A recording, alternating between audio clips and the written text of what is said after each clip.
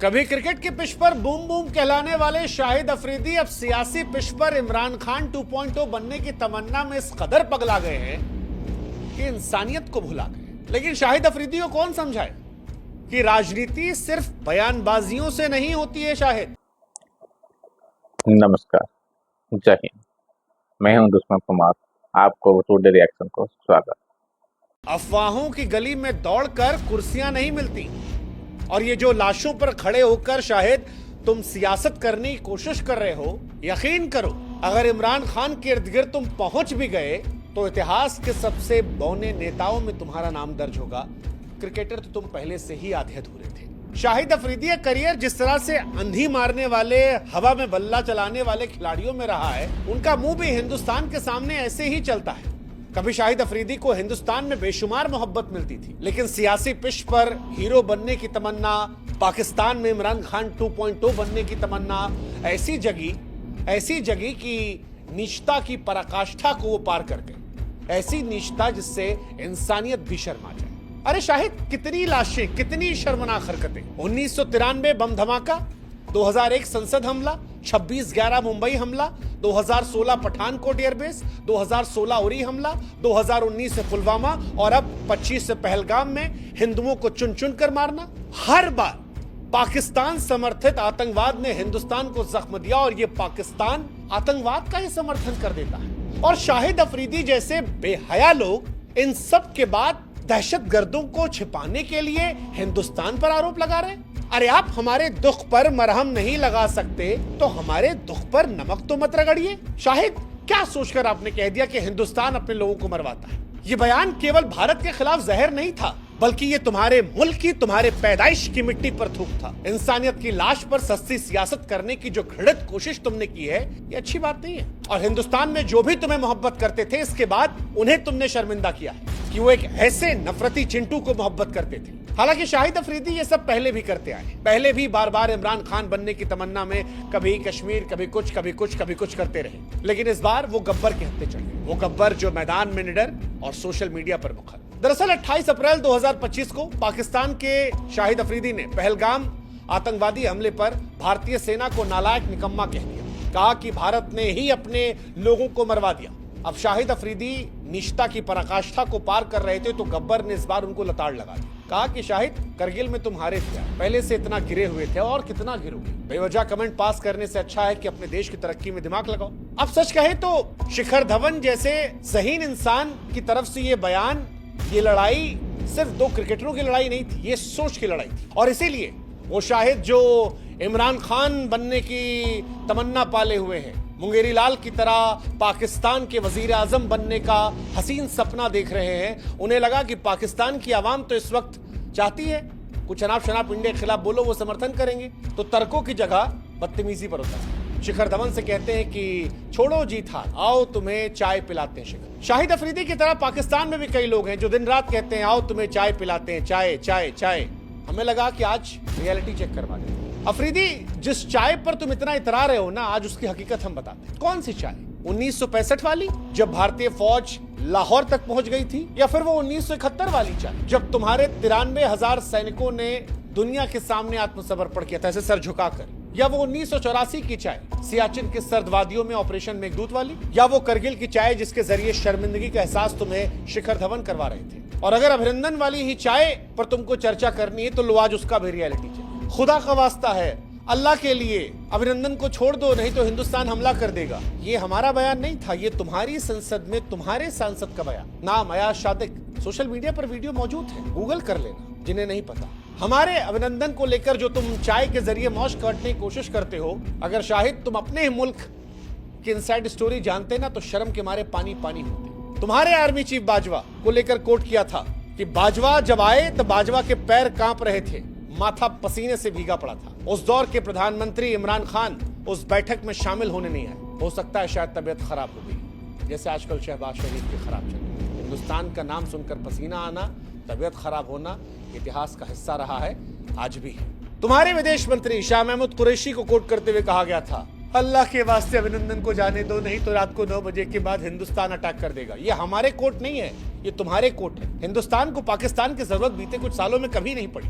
अटल जी का जमाना था जब हमने कोशिश की थी कि पड़ोसी के साथ रिश्ता निभाया जाए, पड़ोसी को साथ लेकर चला जाए। लेकिन जब ये पता लगा कि तुमको आतंकवाद से निकलना नहीं और तुमको अपने मुल्क को बर्बाद करना है, तो हमने कहा भाड़ में जाओ।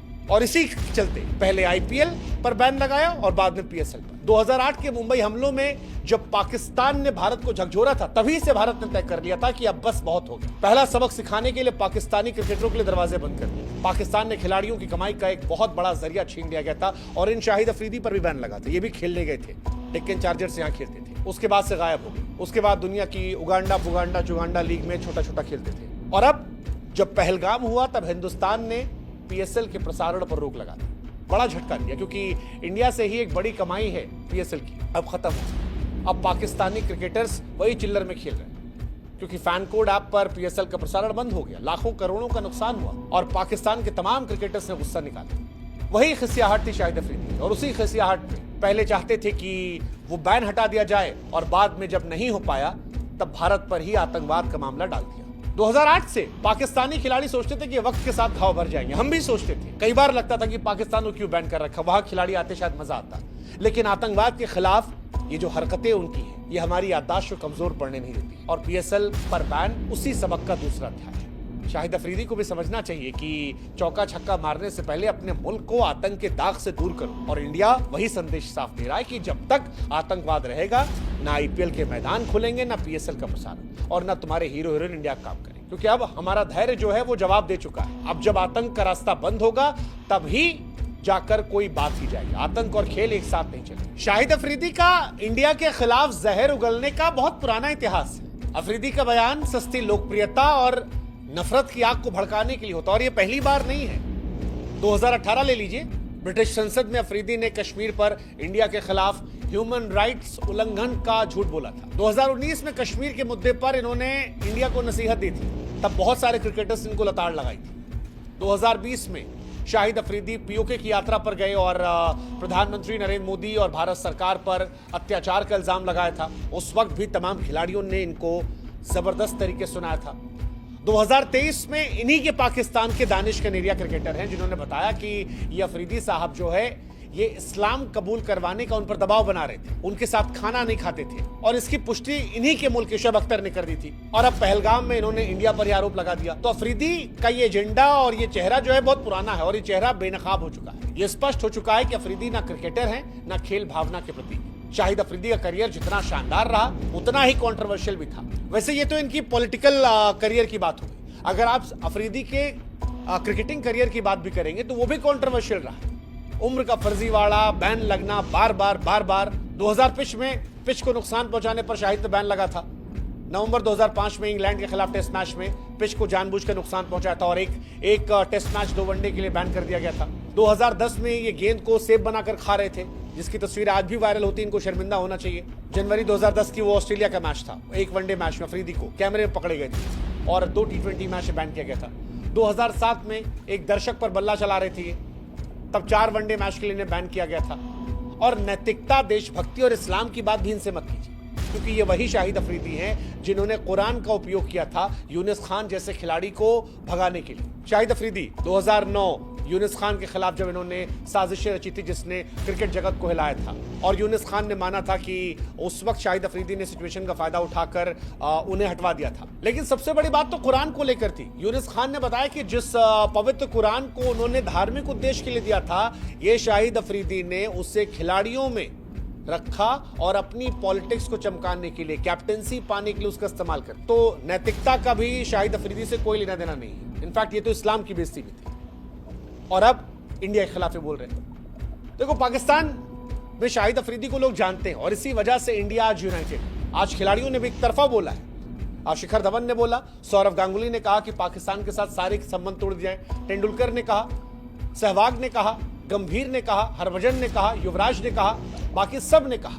शाहिद अफरीदी जैसे जहर उगलने वालों को एक्चुअली में गब्बर जैसे की जरूरत थी, असली गब्बर की, जिसने दिखाया कि चाय नहीं अब सच का उबाल मिलेगा, और वो भी इतना तेज मिलेगा कि झूठ की पूरी कढ़ाई फट जाएगी। अफरीदी जैसे मुंगेरी लाल के ख्वाब देखने वाले बार बार चकनाचूर होंगे, क्योंकि अब ये नया इंडिया है। जो सिर्फ बल्ले से नहीं बॉल से भी वार करना जानता है। और इसीलिए पीएसएल बंद, यूट्यूब बंद, पानी बंद, क्रिकेट बंद, और आगे आने वाले टाइम में क्या क्या होगा वो पाकिस्तान देखेगा। इंडिया ने स्पष्ट कर दिया है कि जब तक आतंक का गटर बहता रहेगा, इंडिया पाकिस्तान को डुबाता रहेगा। और जिसे इतिहास के थप्पड़ भी अकल नहीं सिखा पाए, अब इंडिया ने तय किया है कि उसे हर मोर्चे पर हम एक्सपोज करें। आतंक के दलालों के साथ कोई क्रिकेट नहीं होगा, कोई करुणा नहीं होगी, कोई रहम नहीं होगा। और उसी में गब्बर का ये वार था, ये प्रहार था। लेकिन ये भी अंतिम नहीं है। पाकिस्तान को समझना पड़ेगा कि ये जो बैन लग रहे हैं, ये जो वाटर स्ट्राइक है, डिजिटल स्ट्राइक है, ये शुरुआत है उस शोर के पहले जो आने वाला है, वो शोर जो पाकिस्तान को सहमा देगा। बाकी Afridi, all I will say shut up Afridi. इस तरह वीडियो देखने के लिए मेरे चैनल को सब्सक्राइब करिए और वीडियो को लाइक करिए, कमेंट्स करिए। नमस्कार।